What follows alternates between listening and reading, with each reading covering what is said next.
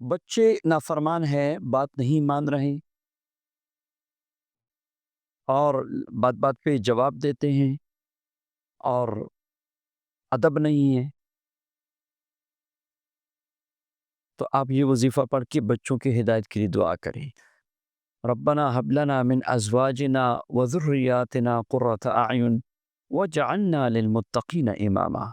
اس کو اگر 10 بار روزانہ پڑھیں گے صبح و شام، یا اس سے زیادہ پڑھیں گے، انشاءاللہ اس مبارک آیت اور اس مبارک دعا کی برکت سے اللہ تعالیٰ بچوں کو بھی فرمان بردار بنائیں گے۔ اگر بیوی نافرمان ہے تو شوہر پڑھے، شوہر نافرمان ہے تو بیوی پڑھے۔